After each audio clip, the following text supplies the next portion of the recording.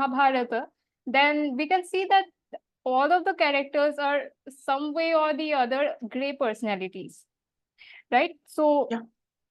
except Krishna, who is, of course, the God himself. If we just leave him aside, all the other characters were gray personalities. So, what do you think upon this particular thing, that it has changed the notion of, white and black personalities? Mahabharata has changed Yes. the, Yes. interpretation of that. Yes.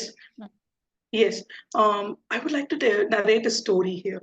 Okay. There's this beautiful story of Brahmana who leaves his family duties and goes to the forest, and he meditates upon the Lord. And while he was meditating upon the Lord, he sees a crow croaking over the tree. And then he gets out of the meditation and looks at the crow, and the crow gets burnt. And then he goes for Bhikshatan.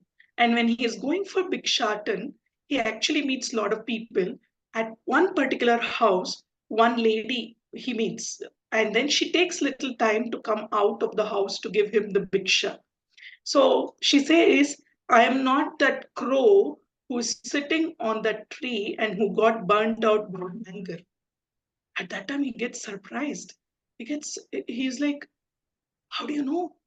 See, this particular story is narrated in the Mahabharata, and I'll tell you. She asks him to go to the butcher's house. He says, to get jnana, why should I go to butcher's house? She says, you have not got the real knowledge. The knowledge that you're supposed to be getting, you have not got. Out of tapasya, what did you get? You just burnt the crow, and you have not got the real knowledge. So where can I find the real knowledge? When he asks, she says, you go to this butcher's house. So when she goes to this butcher's house, she sees that butcher. He also takes a little bit of time to come out of his duties and things like that, and because he'll be taking care of his old parents. And when he asks that butcher, you're doing this abominable sin of butchering, you're cutting animal and you're making a living out of it. So it is a lot of karma. He says to that butcher, and the butcher in turn says, this is the ancestral dharma duty that has been given in my family. I'm not doing this just to earn money. I'm doing it because I have to take care of my family. There is something called as swadharma, and he talks about this swadharma, one's own dharma. It is not like that Brahmana boy who left his parents and went to the forest to get self-realization. This story is actually narrated in Mahabharata. And couple of parvas back, if you see, if you go to Yuddha Khanda, and in Yuddha Parva, it is when there is Bhagavad Gita recitation and things like that. Bhagavad Gita, when it is told, Sarva Dharman Parityajya, Krishna says Sarva Dharman Parityajya. Then in this particular story, Mahabharata is talking about performing one's own swadharma. So how do we understand this? There's nothing like black and white. There is Yeah. always balancing between this black and white. See, we are not like Abrahamical culture. Sanatan Dharma is very, um, It's very, vast. what do you say? No, Vast. it's not like that. It's like very relevant Hmm. to any age, any, and it is beyond the age and time. And Sanatan Dharma has so much of accommodative state and balancing state. These Abrahamical cultures don't have this kind of balancing state.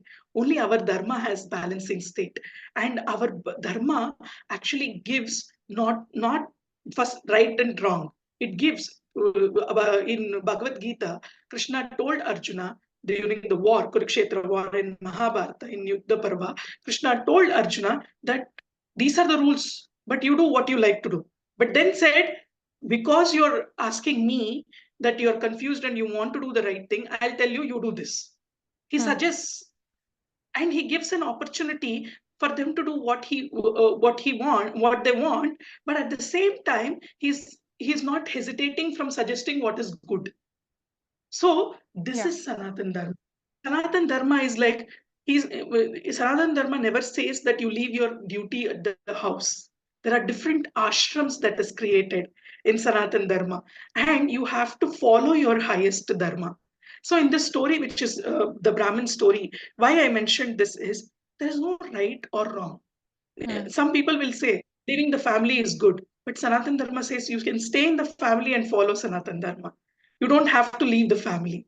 So for dharma's sake, you don't have to do the wrong thing or right thing. There is nothing called as right or wrong. It's all about balancing what is right and what is wrong. Yes. So this is what Mahabharata talks about. There's nothing like fast. This is black and this is white.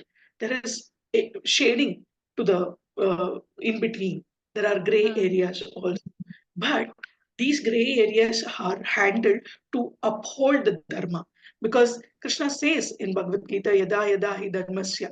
So whenever there needs to be established, dharma needs to be established. I will come again and again and again.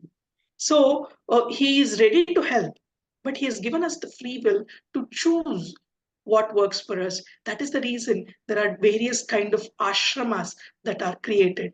There is brahmachari ashram, there is varnashrama dharma that Sanatan Dharma has. Sanatan Dharma is beyond Hinduism. Sanatan Dharma is beyond Christianity. Sanatan Dharma is beyond Islam.